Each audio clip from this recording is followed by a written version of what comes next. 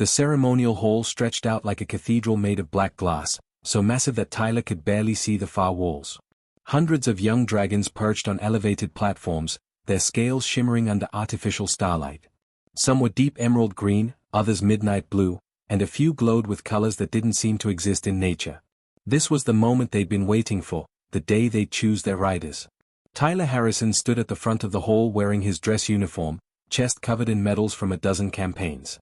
300 years he'd been doing this job, and he'd never gotten tired of it. This was the proudest day in any warrior's life, the day a dragon chose you.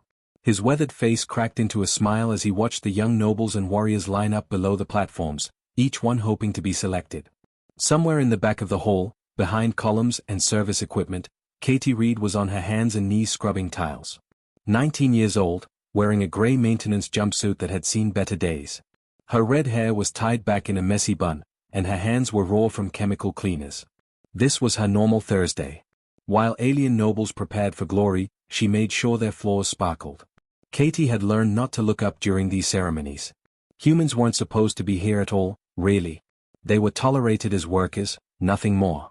The galaxy's warrior races, the ones with armored skin or extra limbs or telepathic powers, they got to bond with dragons. Humans were too small, too weak, too short-lived. Everyone knew that. It had been that way for as long as anyone could remember. The ceremony began with traditional chants in a language Katie didn't understand. Tyler raised his arms, and the hall fell silent except for the nervous shuffling of dragon claws on stone. One by one, dragons would descend and approach their chosen rider. The bond was sacred, unbreakable by law or force. Once a dragon sat beside you, your fates were linked forever. The first dragon, a sleek silver female, chose a warrior whose species had 4 arms and skin like granite. The hall erupted in cheers. The second dragon picked a psychic whose head was twice the size of their body. More celebration. This was how it always went. Glory, honor, destiny. Tyler's smile grew wider when Ember left his platform. This was his student, the one he'd raised from an egg. Copper scales that looked like molten metal, eyes the color of liquid gold. Ember was special, faster than the others, smarter, with instincts that seemed almost supernatural. Every noble in the hall straightened their spine. Being chosen by Commander Harrison's personal dragon was the highest honor imaginable. Ember spread his wings and glided down. His claws clicked on the polished floor as he landed. Tyler nodded approvingly, already imagining which deserving warrior would receive this gift. Probably Lord Venn, the decorated general in the front row. Or perhaps Lady Cross, whose family had produced dragon riders for 6 generations. Ember walked past them both. He walked past the entire front row. Then the second row. Then the third. Confused murmurs rippled through the crowd. Tyler's smile flickered but held. Perhaps Ember was testing them, building suspense. Dragons could be theatrical. But Ember kept walking. He passed warriors who trained their entire lives for this moment. He ignored nobles whose bloodlines were considered sacred. His golden eyes were fixed on something else, something in the back of the hall. Katie didn't notice him at first. She was focused on a stubborn stain near a support column, scrubbing harder. The murmurs in the hall had gotten louder, but ceremonies always had drama.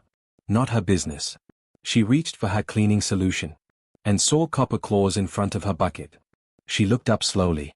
A dragon stood there, massive and beautiful, staring directly at her. Not past her. Not through her. At her. "I think you have the wrong person," Katie whispered, glancing around for whoever Ember must actually be approaching. But there was no one else nearby. Just her, a bucket, and a very determined dragon. Ember sat down. The hall exploded into chaos. Shouts of confusion, outrage, disbelief. Katie dropped her scrub brush. This couldn't be happening. Dragons didn't choose humans. Dragons didn't even notice humans. There had to be a mistake. But Tyler knew there was no mistake. His face had gone completely still, the smile vanished like someone had flipped a switch. 300 years of tradition, shattered in 5 seconds. His prize student, his perfect dragon, had just bonded with a maintenance worker. A human. The weakest, most disposable species in the known galaxy. The ancient laws were absolute. Once a dragon sat, the bond was formed. No council could break it. No commander could override it. What Ember had just done was legal, binding, and completely irreversible.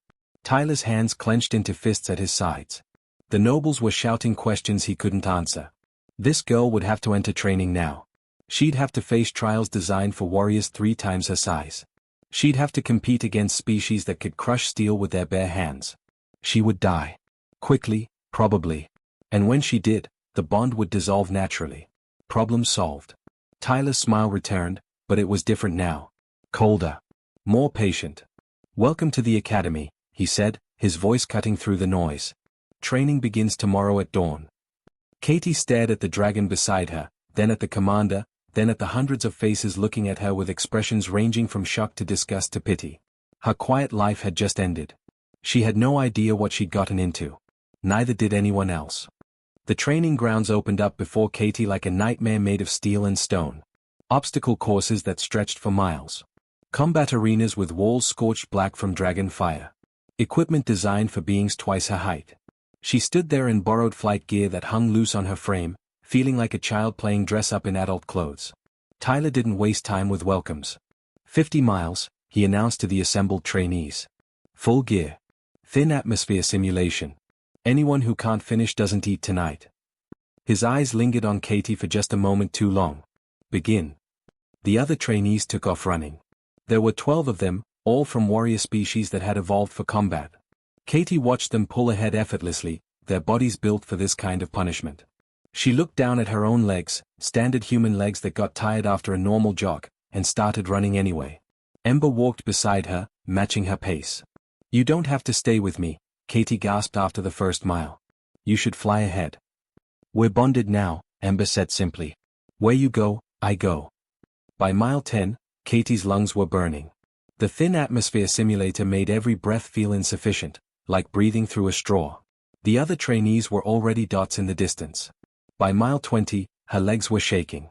By mile 30, she was walking more than running, each step a negotiation with her screaming muscles. Tyler watched from a hovering platform, his expression unreadable. He'd seen plenty of trainees struggle.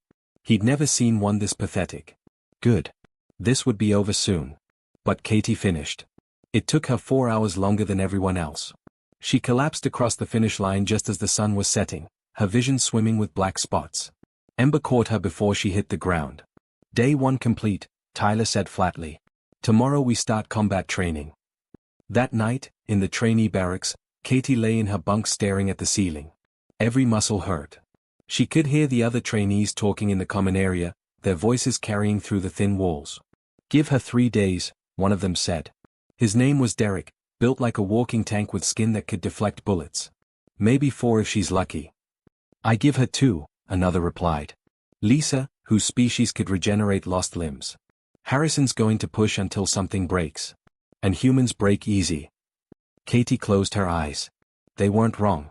Everything she'd learned about Dragon Rider training said it was designed to be brutal, to filter out anyone who couldn't handle combat in the harshest conditions. And that was for warrior species. For a human? She was a statistical impossibility. "Why did you choose me?" she asked Ember, who was curled up beside her bunk, taking up most of the floor space. Ember's golden eyes opened in the darkness. "Because I looked into your mind during the ceremony. Just for a moment. And I saw something the others don't have." "What? Weakness? Fragility?" "Creativity," Ember said. "The warriors think in straight lines. Attack, defend, overpower. Your mind moves sideways. It bends around problems instead of smashing through them. That's rarer than strength." Katie wanted to believe him. She really did. But when combat training started the next morning, belief didn't stop Derek's practice staff from slamming into her ribs and launching her across the mat. "Get up," Tyler ordered. Again. She got up. Derek hit her again. And again. By the 10th time, Katie couldn't feel her left arm. By the 20th, she was seeing double. This wasn't training. This was systematic destruction. "He's trying to kill you," Ember said quietly during a water break. "You understand that, right? This isn't standard training protocol." Katie spat blood into the dirt. "Yeah. I figured." She looked at the practice staff in her hands, then at Derek stretching across the mat, confident and bored. "So we changed the game." When they restarted, Katie didn't try to match Derek's strength. That was suicide. Instead, she watched his patterns. After 20 rounds, she'd noticed something. He always struck high first, then low. Always. It was muscle memory from his traditional combat training, so ingrained he didn't even realize he was doing it. The next exchange, Katie didn't block high. She dropped low immediately, swept his legs with the staff, and struck his knee joint, the one weak point in his armored body. Derek went down hard, surprised for the first time all day. The training ground went silent. Tyler's jaw tightened. Lucky shot. Again. But it wasn't luck. Katie started using leverage, angles, timing. She still lost most exchanges. Derek was simply too strong and too durable. But she started landing hits. Enough to be annoying. Enough to prove she didn't belong in a body bag yet. The aerial combat simulations were worse. Dragons fought in 3 dimensions, pulling maneuvers that would pulp a normal human body. Katie threw up twice during her first flight. Tyler pushed them into scenarios designed for veterans: multiple opponents, hostile terrain, equipment failures. Bank left. Katie shouted during one simulation. Ember responded instantly, but her plan wasn't to escape. She led their opponents through an asteroid field, using the rocks as cover. When the enemy dragons tried to follow, she had Ember make sudden stops and direction changes that their bigger, less agile opponents couldn't match. They crashed into asteroids while Katie and Ember slipped through gaps barely wider than Ember's wingspan. It was a tactic from ancient human naval warfare, submarine combat translated to 3-dimensional space. None of the other trainees had seen anything like it. They won the simulation. Barely, but they won. Tyler watched the replay 3 times that night, his expression growing darker with each viewing. This wasn't supposed to happen. The human was supposed to wash out, fail, disappear. Instead, she was adapting. Learning. Surviving. Week 6 brought the zero-gravity melee, the trial that broke most trainees. No up or down, no solid ground, just dragons and riders in open space with practice weapons. It was chaos. It was designed to be chaos. Katie and Ember didn't try to fight everyone at once. They picked off isolated opponents, hit and run, using the confusion against itself. When Derek came at them head-on, Ember spun. Katie released her grip for just a moment, swung around Ember's neck using momentum, and struck Derek's rider from an angle they never saw coming. They placed 3rd out of 12 teams. That night, Tyler stood alone in his office, staring at Katie's training records. 6 weeks. She should be dead. She should be broken. Instead, her scores were climbing.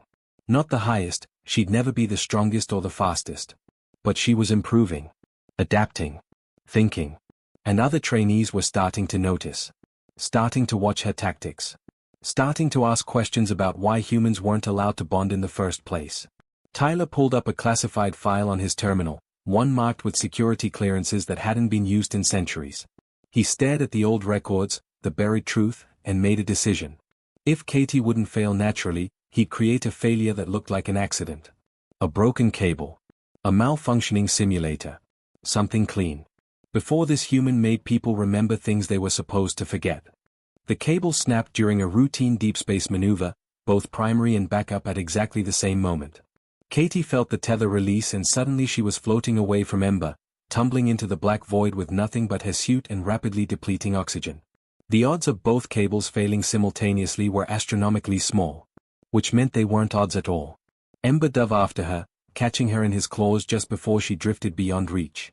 Through their bond, Katie felt his rage, hot and sharp like molten metal. He knew.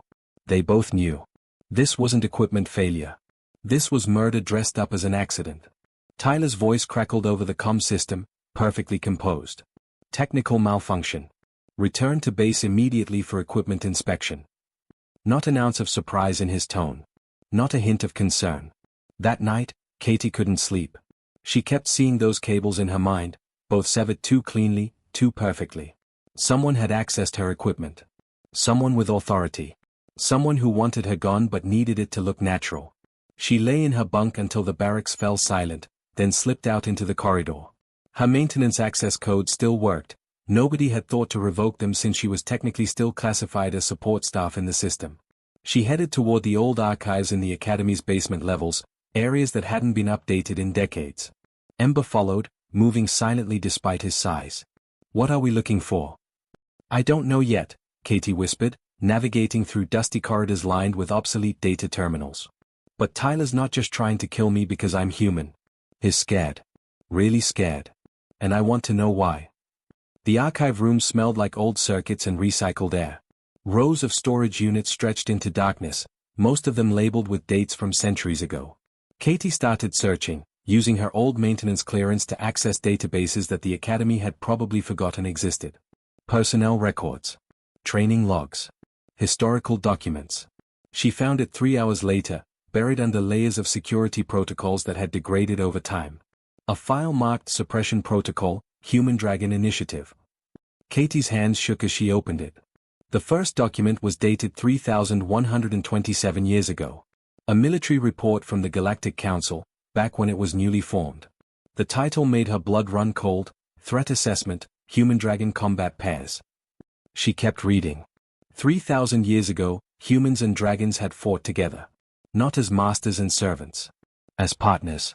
Equals. The bond between them had created something the galaxy had never seen before, a fusion of human tactical creativity and draconic power that was utterly devastating in combat. There were battle reports. 50 human dragon pairs had held off an invasion fleet of 10,000 ships.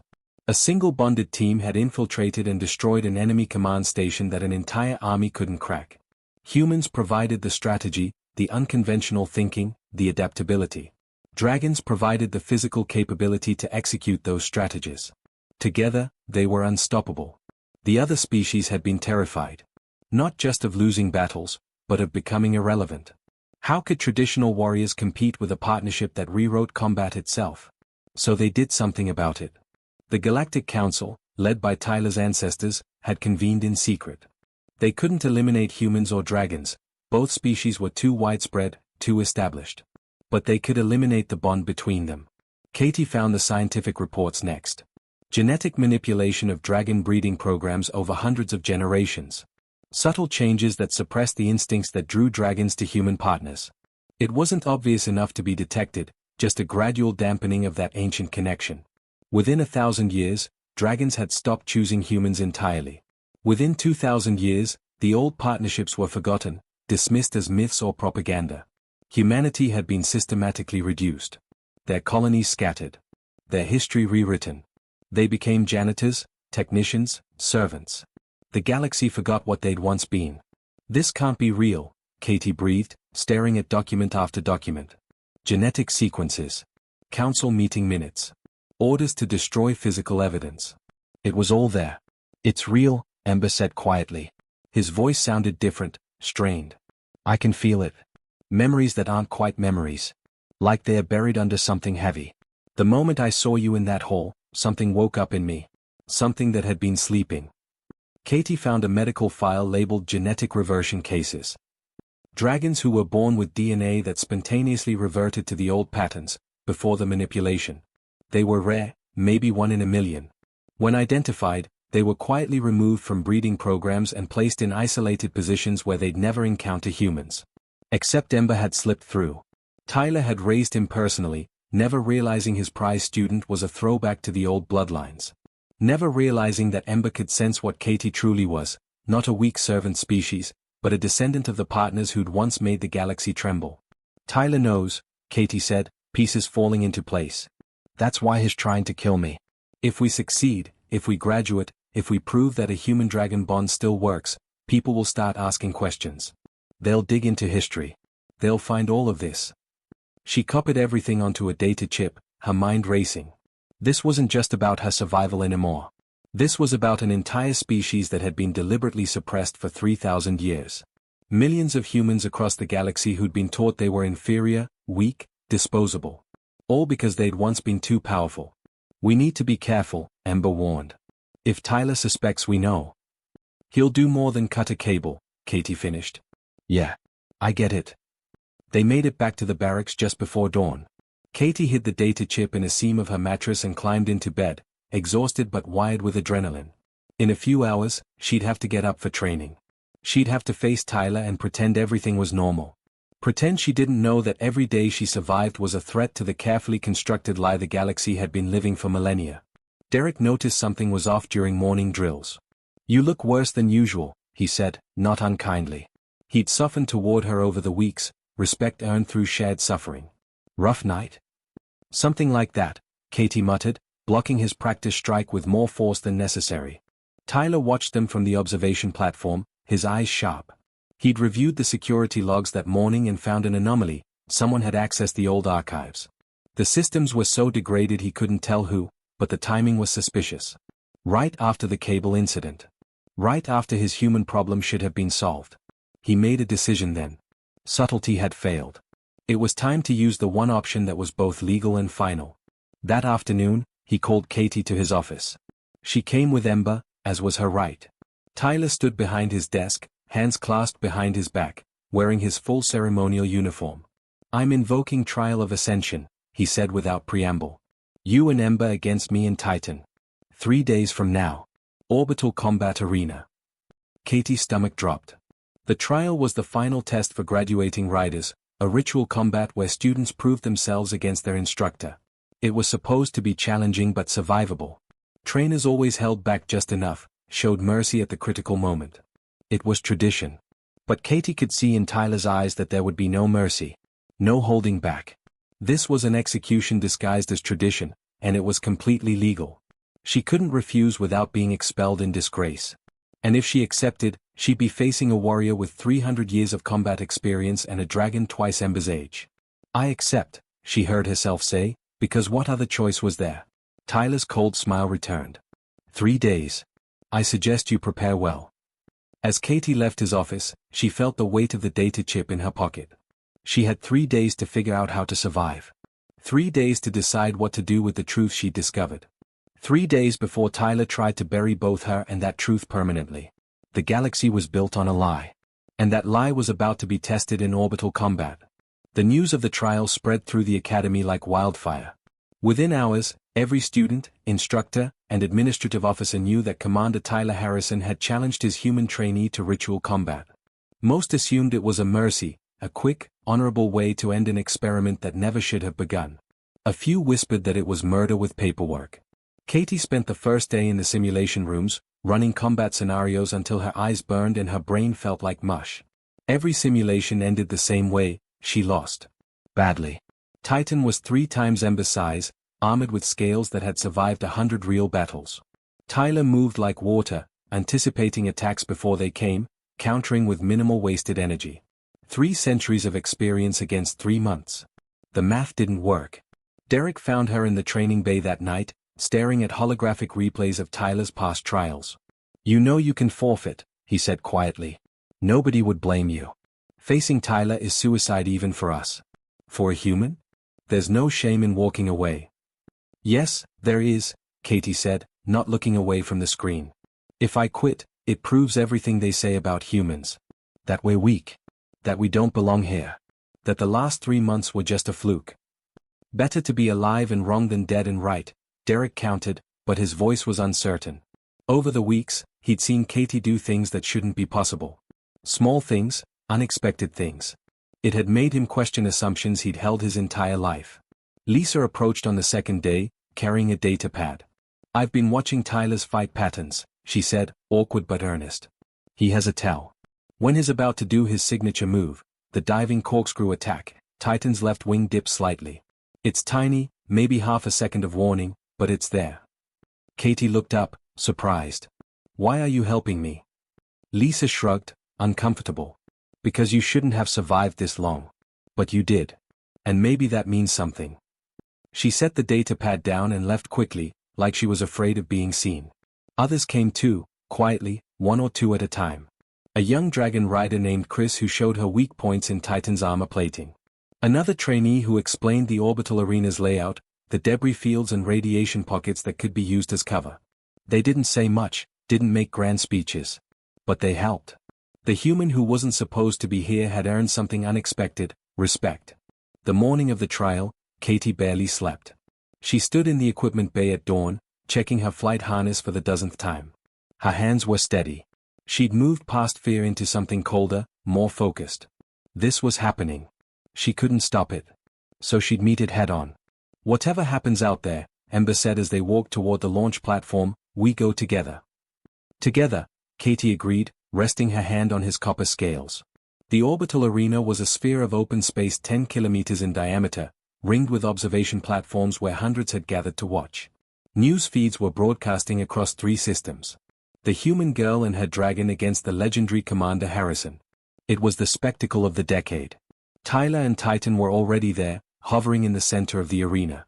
Titan's scales were deep purple-black, ancient and scarred from countless battles.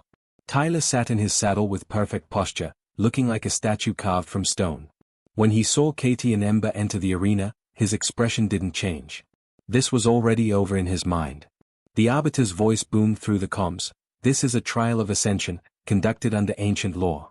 Combat continues until submission, incapacitation, or death. There are no other rules. Begin. Titan moved first, a blur of speed that shouldn't be possible for something so massive. Tyler guided him in a sweeping arc, plasma cannons charging. Ember barely dodged the first volley, the superheated bolts missing by meters. Katie felt the heat wash over them even from that distance. Don't engage directly, Katie said through gritted teeth.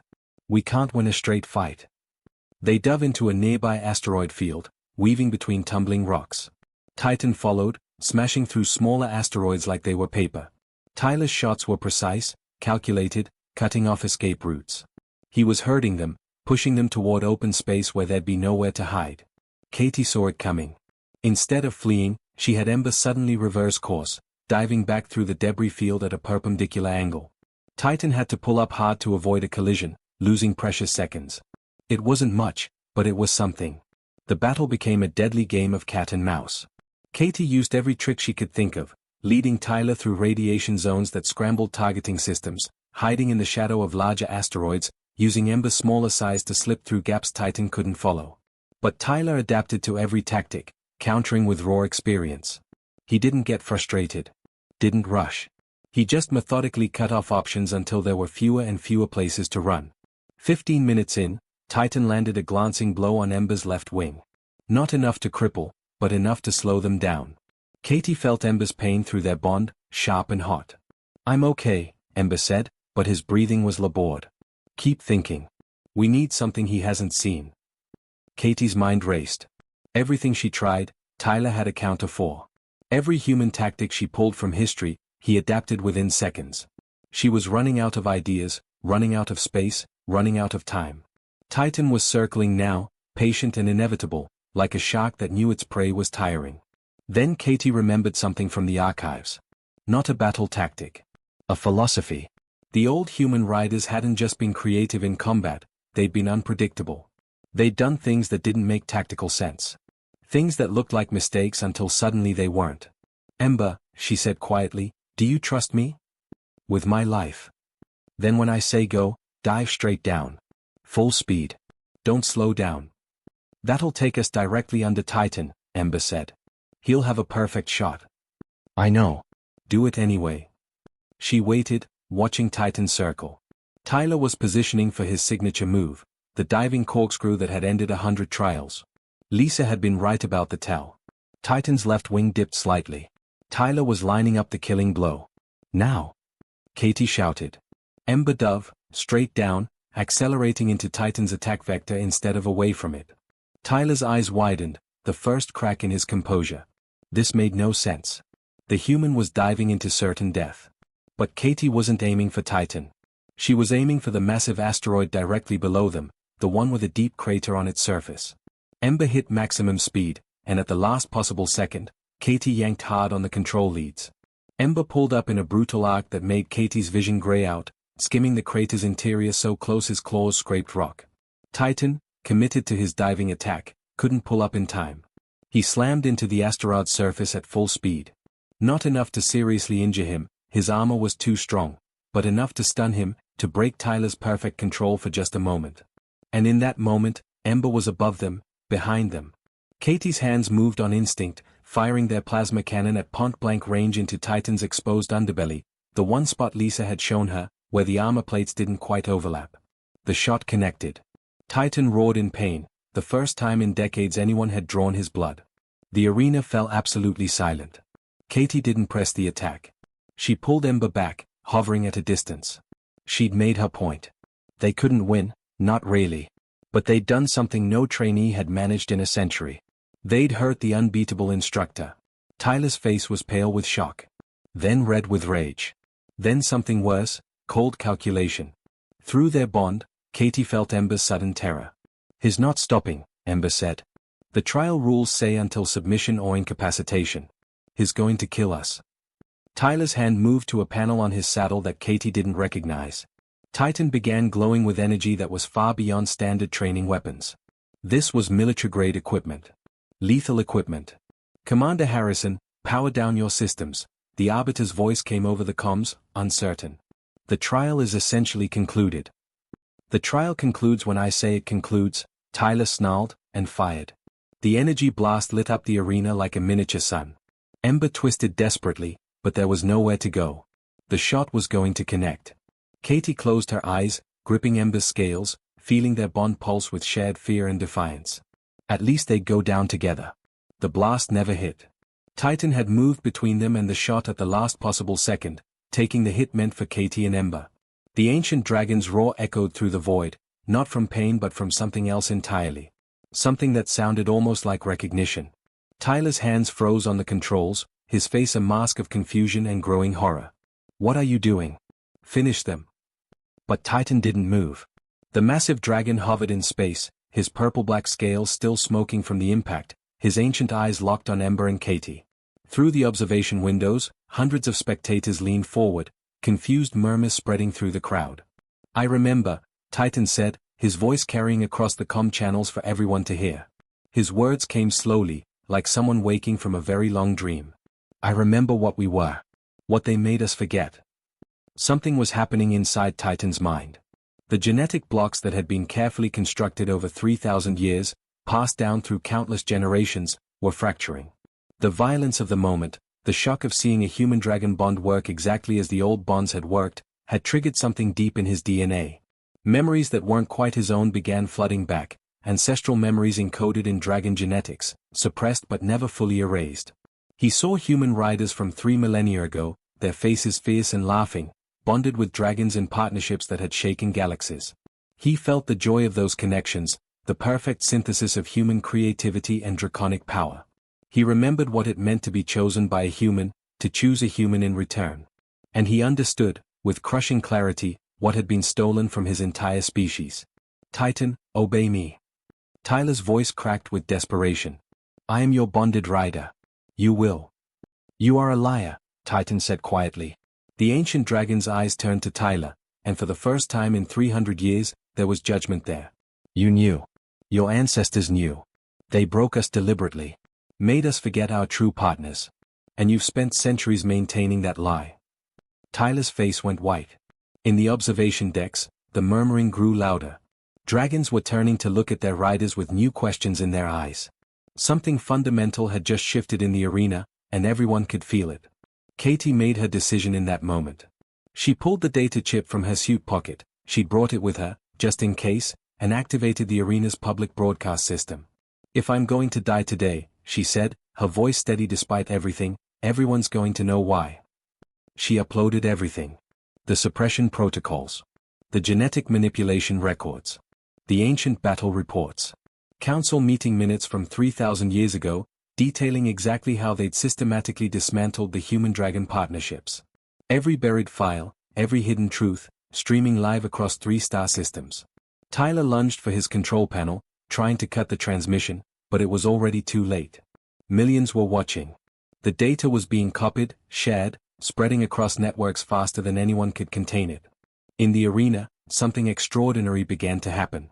The other dragons who'd come to watch, dozens of them, representing families and military units from across the sector, began to stir. Their eyes took on a distant look, like Titans. The genetic blocks, weakened by generations of slow degradation, began to crack in dragon after dragon. Not all of them. Not even most. But enough. Enough to matter. A young green dragon named Ash suddenly broke formation, flying down to the arena floor where several human maintenance workers stood watching in confusion. She landed in front of a young man holding a data pad, sat down deliberately, and said, I choose you. Then another dragon descended. And another. In the observation decks, chaos erupted. Riders tried to control their dragons, but some of the dragons were simply refusing, their eyes clearing as centuries of genetic conditioning began to unravel. No, Tyler whispered, watching his entire world collapse. No, this can't. It's already happening, Katie said. She guided Ember closer, looking Tyler in the eyes. You tried to bury the truth. But the truth doesn't stay buried forever. It just waits. Tyler's hand moved to another panel, the arena's emergency systems. His face twisted with rage and desperation. If I can't preserve the order we've built, then there's no point to any of this. He started entering a code, and Katie recognized it with horror. The self-destruct sequence. He was going to destroy the entire arena, kill everyone watching, eliminate the evidence and the witnesses all at once. You're insane, Katie breathed. I'm preserving civilization, Tyler shot back, fingers flying over the panel. You have no idea what you've unleashed. Without the proper hierarchy, without humans in their place, the galaxy will descend into chaos. Your ancestors were too powerful. They had to be controlled. And if I have to die to maintain that control, so be it. The countdown began. 60 seconds. The observation decks erupted in panic as people scrambled for emergency pods. Katie didn't run. She looked at Tyler, this man who'd tried to kill her, who'd maintained a galactic lie for 3 centuries, who was so terrified of change that he'd rather die than see it happen, and she felt something unexpected. Not hate. Pity. You could have just let it happen, she said quietly. Let things change naturally. But you were so afraid of losing control that you became exactly what you were trying to prevent. A threat to everyone. 30 seconds. Titan moved then, faster than Katie had ever seen him move. The ancient dragon grabbed Tyler in his claws, not gently, and tore him away from the control panel. Tyler screamed, struggling, but 300 years of partnership meant nothing now. Titan had made his choice. Katie dove for the panel, her fingers working frantically to override the sequence. She was a maintenance worker. She'd spent years learning these systems from the inside. 15 seconds. 10. The code was military grade, but it was also 3 centuries old, and Katie had grown up in the digital age. 5 seconds. She entered the final override command. The countdown stopped at 2 seconds. The arena fell silent except for the sound of Katie's ragged breathing. Titan still held Tyler, the commander hanging limp in his claws, all fight gone out of him. He looked old suddenly, and very small. Take him, Titan said to the security forces that were moving in. I won't bond with him again. I won't bond with anyone who participated in the suppression. I choose freedom over lies. In the days that followed, the galaxy turned upside down.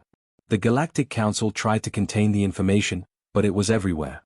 Dragons across dozens of worlds began experiencing the same awakening Titan had, their genetic blocks failing as the truth spread. Not all of them, the conditioning had been thorough, and many dragons' DNA was too altered to revert. But enough. Always enough. Humans who'd spent their lives as janitors and technicians suddenly found themselves approached by dragons. Some bonds formed immediately. Others took time. But the old partnerships were reforming, slowly and inevitably, like a river finding its natural course after centuries of being dammed. The Galactic Council fractured. Species that had built their power on the suppression of human-dragon bonds found that power evaporating. New alliances formed. New conflicts emerged. It wasn't peaceful, and it wasn't pretty. Change never was. 3 months later, Katie stood in the Academy's main hall once more. This time, she wore the full dress uniform of a graduated dragon rider, the first human to earn that honor in 3,000 years. Ember stood beside her, proud and gleaming. The hall was packed, not just with the traditional warrior species, but with humans and dragons forming new bonds, relearning old lessons. Tyler was gone, stripped of rank and bond, facing trial for attempted murder and conspiracy to maintain illegal genetic manipulation. His legacy was in ruins. But Katie found she couldn't hate him. He'd been a product of his time, defending a system he genuinely believed was necessary. He'd been wrong, but he'd believed he was right. That almost made it worse. Derek approached her after the ceremony, his massive frame somehow looking humble. I owe you an apology, he said. For everything I said. Everything I assumed. You were taught to think that way, Katie replied. We all were. Now we get to learn something new. Across the galaxy, the learning was happening. Dragons were remembering what they'd been bred to forget. Humans were rediscovering a heritage that had been systematically erased. It wasn't perfect. There were conflicts, misunderstandings, species that resented the shift in power dynamics. But there was also hope. Genuine hope for something better than the carefully controlled lie they'd all been living. Katie looked out the hall's massive windows at the stars beyond. Somewhere out there, 50 human-dragon pairs had once held off an invasion fleet. She wondered what the new generation could do. What they could build together, now that the truth was free. Ember nudged her gently. Ready for our first real assignment. Katie smiled, the expression genuine and fierce. Always. Together. Together, Ember agreed.